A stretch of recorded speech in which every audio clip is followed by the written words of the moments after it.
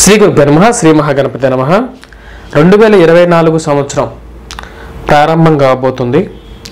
మనం 2023లో ఏవైతే గ్రహస్థితి ఉందో 2024లో ఎటువంటి మార్పు చేర్పులు మన జీవితం మీద ప్రభావితం చూపించబోతున్నాయి, మన లైఫ్లో ఎటువంటి కొత్త మార్పులు రాబోతున్నాయి అనేది తెలుసుకోవాలని చెప్పి అందరికీ ఆతృతగానే ఉంటుంది అన్నమాట. ఎందుకంటే 2023లో కొంతమంది కష్టాలు అనిపించి ఉండొచ్చు, కొంతమంది సుఖాలు అనుభవించి ఉండొచ్చు, ఇంకా కొంతమంది జీవితంలో ఇంకా ఉన్నత స్థితికి రావాలని చెప్పి ఎదురు చూస్తూ కూడా ఉంటారు. 2024లో మన గ్రహస్థితి 2023 నుంచి 2024కి మనం చూసినట్లయితే శని రాహుకేతువులు వారి యొక్క స్థానాల్లో, అంటే శని మూల త్రికోణంలో, కుంభంలో, ఉచ్చ స్థానాల్లో, అలాగే రాహుకేతువులు వచ్చేటప్పటికి రాహు మీనంలో, కేతువు కన్యలో కొనసాగుతూనే ఉంటాడు అన్నమాట. 2024 కూడా మార్పు వచ్చేటప్పటికి గురువు యొక్క గ్రహస్థితి మారబోతున్నది. మేషం నుంచి వృషభంలోకి మే 1వ తారీఖున తన యొక్క స్థానచలనాన్ని మార్చుకోబోతున్నాడు అన్నమాట. దీనికి తప్ప మిగతా గ్రహస్థితి రీత్యా చూసినట్లయితే మనకు ఈ యొక్క సంవత్సరం మొదటి భాగంలో మనం చూసినట్లయితే రవి ధనస్సులో, అలాగే మన కుజుడు ధనస్సులో కొనసాగుతున్నాడు. అలాగే బుధుడు వచ్చేటప్పటికి వృశ్చికంలో, శుక్రుడు వృశ్చికంలో, శని మీకు చెప్పినట్టుగా శతభిష నక్షత్రంలో, కుంభంలో, అలాగే రాహు వచ్చేటప్పటికి మీనంలో కొనసాగుతున్నాడు అన్నమాట. మీనంలో, అలా కేతు వచ్చేటప్పటికి కన్యలో కొనసాగుతున్నాడు. ఇప్పుడు ఇటువంటి గ్రహస్థితి రీత్యా వచ్చేటప్పటికి ఎలా రాబోతున్నది, నెక్స్ట్ ఇయర్లో వచ్చేటప్పటికి మేజర్ చేంజెస్ వచ్చేటప్పటికి ఓన్లీ గురువు ఒక్కటే మారబోతున్నాడు అన్నమాట. కానీ గురు మార్పు అనేది ద్వాదశ రాశుల మీద చాలా ప్రభావం అనేది చూపిస్తుంది అన్నమాట. చాలా మంది తలరాతులు మార్చబోతుంది. అవి ఎలా ఉన్నాయో చూద్దాం. కుంభరాశి వారికి ఎలా ఉంది చూద్దాం. కుంభరాశి వారికి ఈ సంవత్సరం 2024-25 అనేది చాలా క్రిటికల్ అన్నమాట. ఎందుకంటే ఈ సంవత్సరం వీరికి జీవితంలో మిశ్రమమైన ఫలితాలు, అంటే పూర్తిగా నెగిటివ్ కాదు, కొంచెం మిశ్రమమైన ఫలితాలే గోచరిస్తున్నాయి అన్నమాట. ముఖ్యంగా చెప్పాలంటే ఈ యొక్క రాశి వారికి వచ్చేటప్పటికి ఉద్యోగ సంబంధితమైన విషయాలలో కొంచెం స్థిరత్వం అనేది ఏర్పడుతుందన్నమాట. ఈ సంవత్సరం ఉన్న స్థితిలో ఎక్కడైతే ఉద్యోగం చేస్తున్నారో అక్కడే కొనసాగటం అనేది ఈ సంవత్సరం అనేది ఎందుకైనా చెప్పదగినటువంటి సూచనగా చెప్పడం జరుగుతుంది అన్నమాట. వ్యాపార సంబంధితమైన వ్యవహారాల్లో ఉన్నటువంటి వ్యాపారాన్ని కొనసాగించటం, తద్వారా లాభాన్ని పొందడం అనేది జరుగుతుంది అన్నమాట ఈ సంవత్సరంలో. వైవాహిక జీవితంలో కష్ట నష్టాలు అనేవి ఎదురవటం అనేది జరుగుతుంది. ముఖ్యంగా చెప్పాలంటే కుంభరాశి వారికి చతుర్థంలోకి వస్తున్నటువంటి గురువు ఎవరైతే ఉన్నారో కొంచెం యోగ్యాన్ని మే తర్వాత ఇవ్వగలుగుతాడు అన్నమాట. తల్లిగారితో సత్సంబంధాలు అనేవి ఏర్పడటం అనేది జరుగుతుంది. స్థిరచరాస్తుల కొనుగోలు సంబంధితమైన విషయాల్లో గృహం కొనడం అనేది జరుగుతుంది అన్నమాట. అంటే ఇల్లు కొనటం అనేది జరుగుతుంది. సొంత ఇల్లు కొనే కోరిక ఏదైతే ఉందో అది నెరవేరుతుంది అన్నమాట. కాకపోతే ఈ రాశి వారికి వచ్చేటప్పటికి లగ్నంలో ఉన్నటువంటి శని ఎక్కువగా వచ్చేటప్పటికి ఆరోగ్య సంబంధితమైన వ్యవహారాల్లో ఎక్కువగా కష్ట నష్టాలను కలిగిస్తాడన్నమాట. అలాగే వైవాహిక జీవితంలో కూడా అటువంటి ఫలితాన్ని ఇస్తాడు. వైవాహిక జీవితంలో దాంపత్య సుఖం అనేది కొంచెం కొరవడుతుందన్నమాట. కాకపోతే ఉద్యోగ ప్రయత్న సంబంధితమైన విషయాలలో రెండవ ఉద్యోగం గురించి వెతకాల్సినటువంటి పరిస్థితిని కూడా కలిగిస్తాడు. ఉద్యోగ భంగాన్ని కలిగిస్తాడు అన్నమాట. అంటే చేస్తున్నటువంటి ఉద్యోగాన్ని వదిలేయాల్సినటువంటి పరిస్థితి అనేది ఏర్పడుతుంది.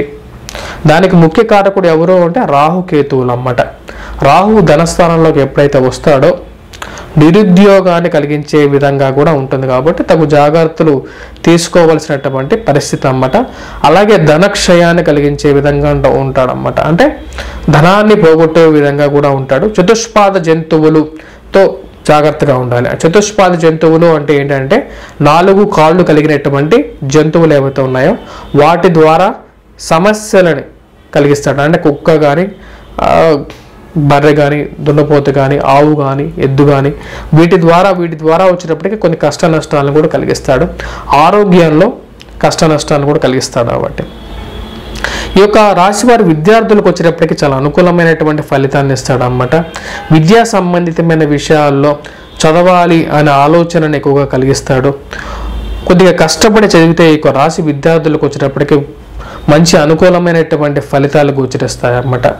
వృత్తిరీత్యా, వ్యాపార రీత్యా ఎవరైతే ఈ యొక్క వృత్తులలో ఉన్న చేతి వృత్తుల్లో ఉన్నారో వారికి అనుకూలమైనటువంటి ఫలితాలను కూడా ఇస్తాడన్నమాట. తల్లిగారితో సత్సంబంధాలను ఏర్పరచగలుగుతాడు. ప్రయాణ సంబంధితమైన వ్యవహారాల్లో అనుకూలమైనటువంటి ఫలితాలు కూడా గోచరిస్తాయన్నమాట. ఆరోగ్య సంబంధితమైన వ్యవహారాల్లో చాలా జాగ్రత్తగా ఉండాలి. శారీరక మానసిక ఆరోగ్యాలు రెండింటినీ జాగ్రత్తగా చూసుకోవాలన్నమాట. వైవాహిక జీవితంలో ఈ యొక్క రెండు అంటే వివాహ సంబంధితమైన విషయాలు, పునర్వివాహ సంబంధితమైన వ్యవహారాల్లో మే తర్వాత పునర్వివాహ సంబంధితమైన వ్యవహారాల్లో వివాహ సంబంధితమైన వ్యవహారాల్లో కూడా అనుకూలంగా గోచరిస్తుంది అన్నమాట.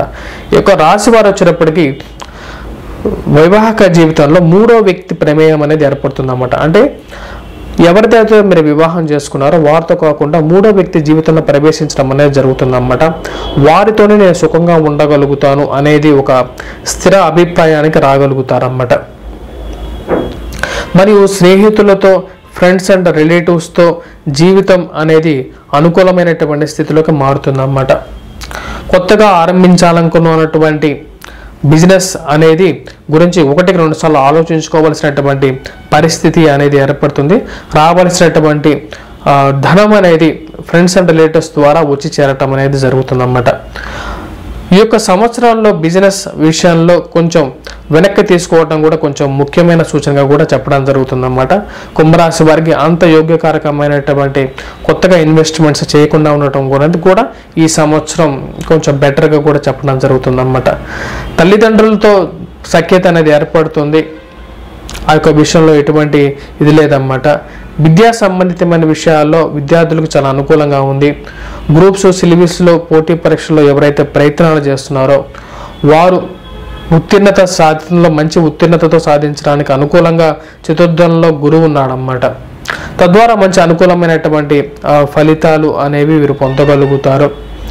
ఈ యొక్క రాశిలో మనం ముఖ్యంగా చెప్పాలంటే మీరు ఎంతగానో ఇష్టపడి వివాహం చేసుకోవాలి అనుకున్నటువంటి మీ యొక్క దగ్గరగా జరిగినటువంటి మీరు ప్రేమించేటువంటి వ్యక్తి ద్వారా మీరు ఇంట్లో చెప్పడం జరుగుతుంది. తద్వారా వచ్చినప్పటికీ అది ఒక పెద్ద గొడవగా కూడా తయారవుతుందన్నమాట. పునర్వివాహ సంబంధితమైన వివాహాలు జరుగుతాయన్నమాట. అంటే రెండో వివాహం అనేది ఒక రాశిలో ఉన్నటువంటి వారికి రెండో వివాహం జరగడానికి ఎక్కువగా ఛాన్సెస్ అనేది గోచరిస్తున్నాయన్నమాట. ఎందుకంటే ధనస్థానంలో ఉన్నటువంటి రాహు ఎవరైతే ఉన్నారో ద్వికలత్ర కారకుడు అన్నమాట. అంటే రెండో వివాహానికి కలకారకుడు అన్నమాట. జీవిత భాగస్వామి ఆరోగ్య సంబంధితమైన వ్యవహారాలు అనేవి ఎక్కువగా బాధించే వ్యవహారాలుగా గోచరిస్తున్నాయి. కాళ్ళకి, కీళ్ళకి, మోకాళ్ళకి నొప్పులు రావటం, సరైన సమయానికి చేతిలో డబ్బులు లేకపోవటం అనేది కూడా మానసిక చింతకి గల కారణంగా తయారవుతూ ఉంటుందన్నమాట. ఈ సంవత్సరం కుంభరాశి వారికి కొంచెం మిశ్రమమైనటువంటి ఫలితాలే గోచరిస్తున్నాయన్నమాట. పూర్తి మిశ్రమం కాదు, బట్ మిశ్రమంగానే గోచరిస్తున్నాయి. వ్యాపారంలో డబ్బులు రావటం అనేది జరుగుతుంది, కానీ అదేవిధంగా కూడా ఖర్చు అవటం అనేది కూడా జరుగుతూ ఉంటుందన్నమాట. పిల్లల గురించి ఎవరైతే ప్రయత్నాలు చేస్తున్నారో వారికి సత్సంతానం అనేది కలుగుతుందన్నమాట. ఈ యొక్క సంవత్సరం మే తర్వాత సత్సంతానం అనేది కలిగి జరుగుతుందన్నమాట.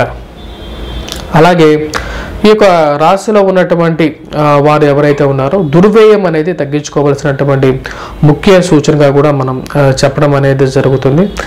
ఈ యొక్క రాశిలో ఉన్నటువంటి డాక్టర్స్, నర్సెస్కి మరియు అలాగే వైద్య రంగ నిపుణులు, అలాగే వైద్య రంగంలో అలాంటి ఎవరైతే ఇన్వెస్ట్మెంట్స్ చేస్తుంటారో హాస్పిటల్ నిర్వాహకులు మరియు వారి యొక్క యజమానులకి వచ్చేటప్పటికి ద్వితీయార్థం అనేది అనుకూలంగా ఉంటుంది. మే తర్వాత మంచి యోగ్యకారకమైనటువంటి రిజల్ట్స్ అనేది పొందగలుగుతారన్నమాట. న్యాయవాదులు, వృత్తిరీత్యా ఇంజనీరింగ్ రంగ నిపుణులు, సివిల్ కాంట్రాక్టర్స్ వీరికి కూడా వచ్చేటప్పటికి మే తర్వాతే మంచి అనుకూలమైనటువంటి ఫలితాలు కొద్దిగా పొందగలుగుతారన్నమాట. సాఫ్ట్వేర్ రంగ నిపుణులకి వచ్చేటప్పటికి ఈ సంవత్సరం అంతా అనుకూలమైనటువంటి ఫలితమే ఉంది, కానీ అధికమైన ఖర్చు కూడా అలాగే ఉంటుందన్నమాట. ఈ యొక్క సంవత్సరం వచ్చేటప్పటికి అధికమైన రుణాన్ని కూడా పొందడం అనేది జరుగుతుందన్నమాట. మరియు పురోహితులు మరియు ఉద్యోగస్తులు, మత ప్రబోధకులు, అలాగే ఎవరైతే ఈ యొక్క పుస్తక రంగన ముద్రణలో ఉంటారో, పుస్తక రంగ వ్యాపారస్తులు ఉంటారో వారికి కూడా వచ్చేటప్పటికి ఈ సంవత్సరం కొంచెం ద్వితీయార్థంలోనే అనుకూలమైనటువంటి ఫలితాలు పొందగలుగుతారన్నమాట. ముద్రణ రంగంలో ఉన్నటువంటి వారికి కూడా ఈ యొక్క ద్వితీయార్థమే అనుకూలంగా ఉందన్నమాట. పోలీసులు, మిలిటరీ రంగ నిపుణులు, మిలిటరీ రంగంలో పనిచేసేవారు, రక్షణ రంగంలో పనిచేసేవారు, అలాగే ఈ యొక్క అగ్నిమాపక సిబ్బంది ఎవరైతే ఉన్నారో వారికి కూడా ద్వితీయార్థం అనేది అనుకూలమైనటువంటి ఫలితాలే గోచరిస్తున్నాయి అన్నమాట. రియల్ ఎస్టేట్ రంగంలో ఉన్నవారు, టెక్స్టైల్ రంగంలో ఉన్నవారు, టైల్స్ రంగంలో పనిచేసే ఉద్యోగస్తులు, వ్యాపారస్తులు మరి యజమానులకి కూడా ద్వితీయార్థం అనేది అంటే మే తర్వాత అనేది అనుకూలమైనటువంటి ఫలితాలే గోచరిస్తున్నాయి. డీలర్స్, ముడి పదార్థాల డీలర్స్, ఆటోమొబైల్ రంగ డీలర్స్ కానీ, వ్యాపారస్తులు కానీ, ఉద్యోగస్తులు కానీ మరియు యజమానులు కానీ, ఖనిజ రంగంలో ఇన్వెస్ట్మెంట్ చేసేవారు కానీ, వ్యాపారస్తులు కానీ, ఉద్యోగస్తులు కానీ మరియు ఇన్వెస్టర్స్ కానీ వీరికి కూడా ద్వితీయార్థమే కొంచెం అనుకూలమైనటువంటి ఫలితాలు గోచరిస్తున్నాయి. ఫార్మాస్యూటికల్ రంగంలో పనిచేసేటువంటి వారు ఎవరైతే ఉన్నారో వారికి కూడా అనుకూలమైనటువంటి ఫలితాలు గోచరిస్తున్నాయి. టెక్స్టైల్ రంగంలో పనిచేసే వ్యాపారస్తులు కానీ, ఉద్యోగస్తులు కానీ అనుకూలమైనటువంటి ఫలితాలే గోచరిస్తున్నాయి అన్నమాట. బ్యాంకింగ్ సెక్టర్లో పనిచేసే బ్యాంకింగ్ రంగ నిపుణులకి కూడా ద్వితీయార్థం అనేది అనుకూలంగా ఉంది. ఫైనాన్స్ రిలేటెడ్ సెక్టర్స్లో పనిచేసే వీరికి కూడా వచ్చేటప్పటికి ద్వితీయార్థం అనేది అనుకూలమైనటువంటి ఫలితాలే గోచరిస్తున్నాయి అన్నమాట. ఈ యొక్క రాశిలో ఉన్నటువంటి హోటల్ రంగంలో పనిచేసేటటువంటి వారు, హోటల్ రంగ నిపుణులు, హోటల్ మేనేజ్మెంట్ రంగంలో పనిచేసే వారికి కూడా అనుకూలమైనటువంటి ఫలితాలు ద్వితీయార్థంలో మే 1వ తారీఖు నుంచి చాలా మంచి అనుకూలమైనటువంటి ఫలితాలు పొందగలుగుతారన్నమాట.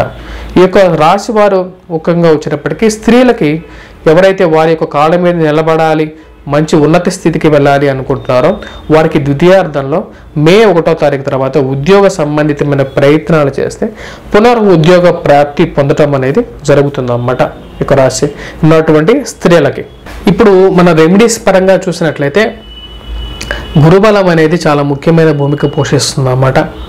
ద్వాదశ రాశుల వారికి మీద మనం రెమెడీస్ పరంగా చూసినట్లయితే మేషరాశి వారికి గురుబలం అనేది చాలా అనుకూలంగా ఉంది. సో కాబట్టి వీరు ముఖ్యంగా కేతుగ్రహ అనుకూలత అనేది పొందడం, అలాగే రాహుకేతువులు ఇద్దరికి పరిహారం చేసుకుంటే సరిపోతుంది అన్నమాట.